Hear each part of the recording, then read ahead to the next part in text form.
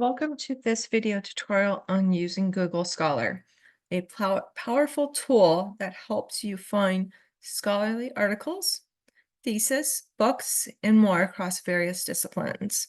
In this video, I will guide you through everything you need to know to make the most of your Google Scholar searches. So let's get started. There are two different ways you can get to Google Scholar. So one is through the ATSU library. You don't you'll have to go through your portal to get to the library.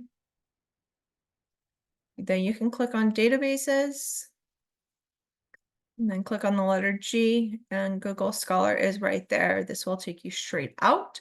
It is a very user-friendly platform to search for scholarly literature.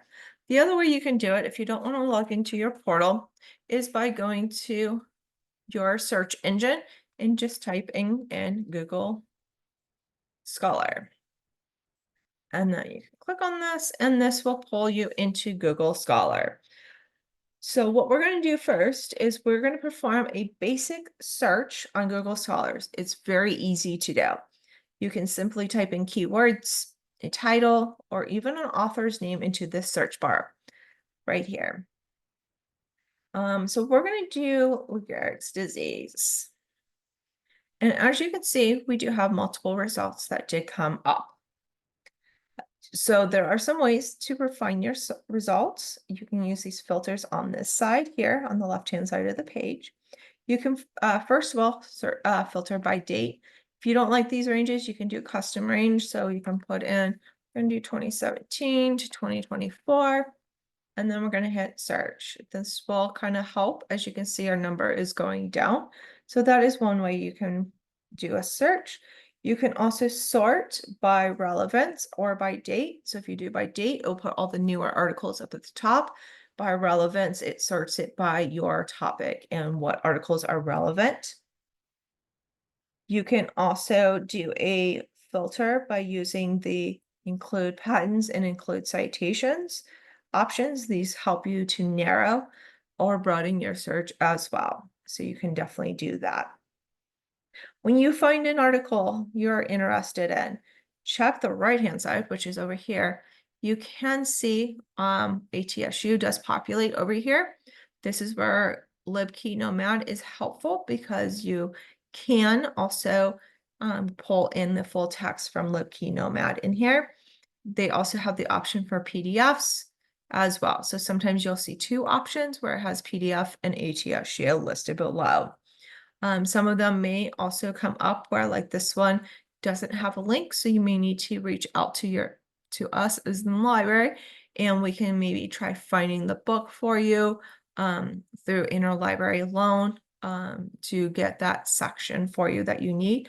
Sometimes these books are really helpful because they do actually come up here as well in the full text. So you can read quite a bit of it through here. So that is an option too as well. Some of them may also have an HTML link, which I don't see in this list that has it, but you may see HTML as well as another one. So if you click on the link to open the article, I'm just going to pick on this one right here. Keep in mind that some articles may be behind a paywall. So this is where LibKeyNomad comes in to help you, or you can also reach out and do an interlibrary loan through us in the library, and we can get the article for you. So those are some things to keep in mind. Most often, they are available freely versions through the institution repository or even on the author's website. So there may be some alternative ways that you may have to find these. So once you find these articles, you can kind of click on it and you can actually read through that article. And then you can also get through the access to the full text. So that's some of the options there.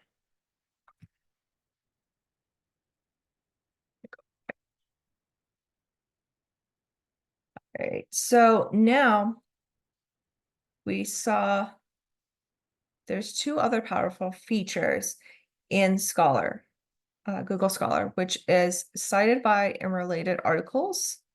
So let's do a quick search again. Let me go back to Lou Gehrig's disease.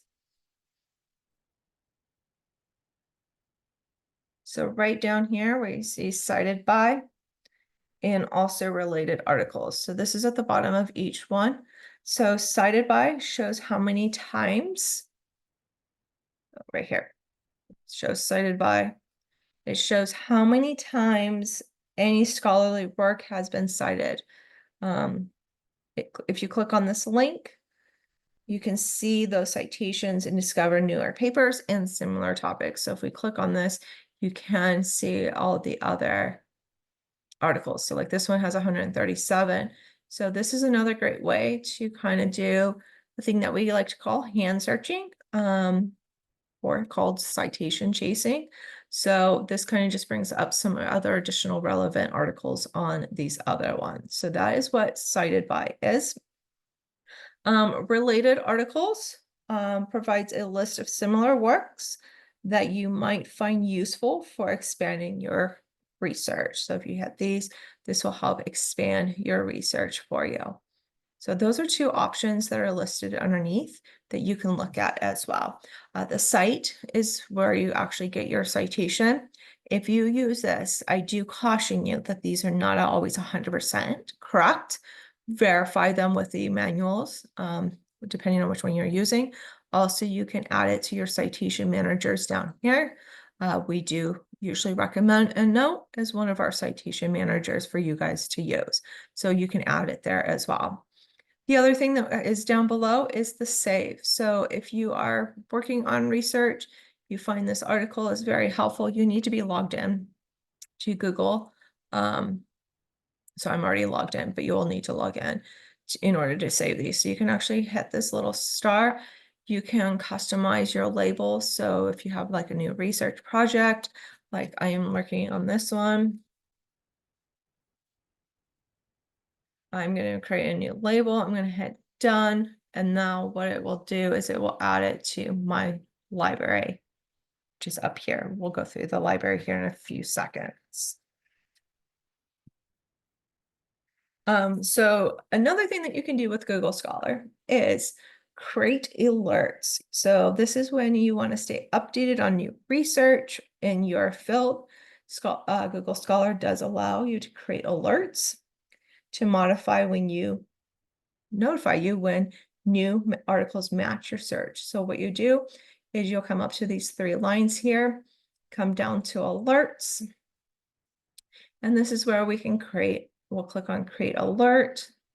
And then what is this alert about? So this can be a research topic that you're currently on, that you're working on project-wise, or it could just be something in your field that you've heard come up. So since we're talking about Lou Gehrig's, I'm going to do Lou Gehrig, and then I'm going to hit create alert down here. So now anything that gets published into Google Scholar on Lou Gehrig, I will now get an email saying, hey, there's a new article, check it out. So that's what that is. If you're done with a project and you no longer need these alerts, you can always come back into here, click on alerts, and then hit cancel, and then cancel alert. This will cancel the alerts from coming to you.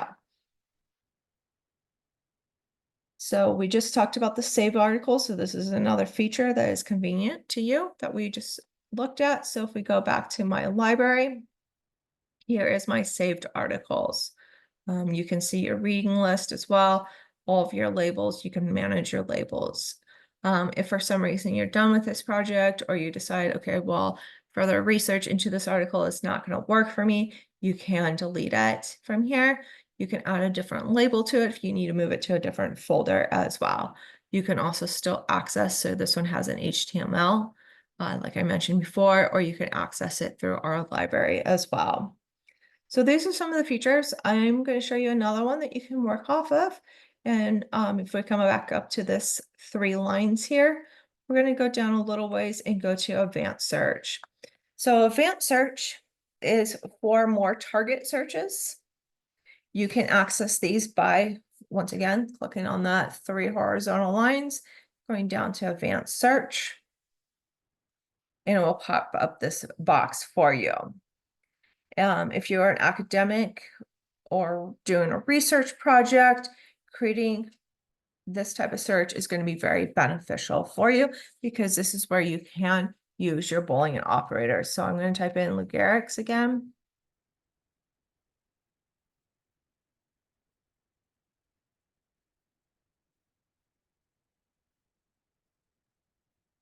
And then I'm going to use my Boolean operator of OR and ALS because that is also another one that is very known with Lou Gehrig's. If you have an exact phrase that you want to search, you can do here. If there are words that you don't want to be included, you can input them here. Also, some other limiters is by title, if you want to just focus on title, or you can focus on anywhere in the article. So this could be your title, it could be the citation, it could be part of the abstract. If you have a particular author that you know that's writing on this, that you want to look for to tie with this, you can do that. If there's a particular journal that you want to see if articles are published in, you can put that title here as well for the journal. And then you can also do your date range here. So let's go back to 2017 to 2024. And then we're going to hit this little blue magnifying glass to hit search.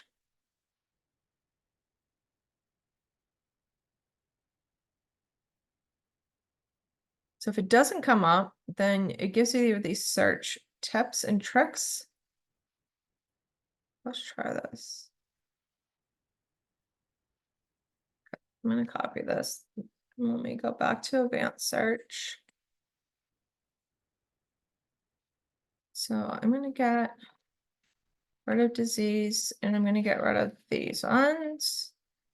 I'm going to go ahead and get rid of this and our date, and then I'm just going to do a search that way. There we go. So you can see our search is up here. And you can see how many we have by doing that advanced search. So we do get a little bit more by using that advanced search. We still do have all the filters over here as well, if you would like to go through those filters and filtering down. So this is where I can apply that date range again. We're going to do 2017 to 2024. And then I'm going to hit search. And then I am also going to do a sort by date because I want all my newer articles up at the top. So that's kind of some of the advantages of using that. The last thing I want to show you is the Google Scholar profile. So if you are an academic researcher or consider creating a Google Scholar profile, this lets you track your own publications, track your citations, and keep your academic footprint visible online. So we'll go back to this here to set it up. And then we're going to click on my profile. And then you'll just kind of go through each of these areas where your interested tips are. If you have a homepage that you want to display, you can do that as well. You can hit next. This will walk you through it. Any groups that you may be part of, any articles. These are all projects that I'm working on. So that's why some of them do come up, like these two I am actually working on. So that is why my name comes up on those. So you can also see that as articles. You can do other searching. You should maybe be able to search by your ORCID ID too to see if that would come up. You can also do it by group as well. So I am going to click on both of these and then articles. Those ones are selected. So then I'm going to hit next. And then this is where you can do article updates where it automatically applies the updates, or you can also do it by email, and then you can do profile visibility. So do you want to make this visible or not? And then you just hit done. So that is how to take your research to be more public online if you would like to do so through Google Scholar. Like I said, Google Scholar is a powerful free tool that can help you discover academic resources, help track your research trends, and also to stay on top of your own field to see what is being published. Thank you for watching. I hope this guide helped you to make the most of your Google Scholar searching. Happy researching.